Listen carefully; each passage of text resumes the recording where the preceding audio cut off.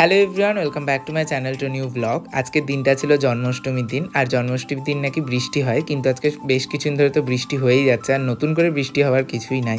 আর তার সঙ্গে ওয়েদার আর কি বলবো, জানি না কবে রোদ উঠবে। এসছিলাম একটা মামির বাড়ি আমাদের পাড়াতেই, তার বাড়িতে জন্মাষ্টমীর পুজো ছিল। আর এই বছর তো জন্মাষ্টমীতে মালদা যাওয়া হলো না, কারণ কিছুদিন আগেই আসলাম। আর আমাদের বাড়িতেও কিন্তু মালদার বাড়িতেও জন্মাষ্টমী খুব সুন্দর করে পূজা হয়, যদিও বা আমাদের এখানে যেটা দুপুরে হচ্ছে ওখানে সেই পুজোটা সন্ধ্যাবেলা হয়।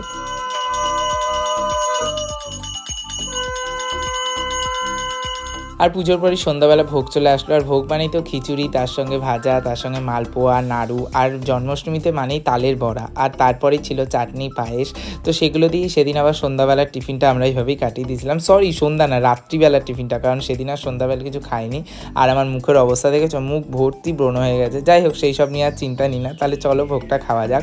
সত্যি কথা বলতে খিচুড়িটা দারুণ হয়েছিল। তাহলে চলো আজকের এই ব্লগটা এখানেই শেষ করছি। দেন বাই।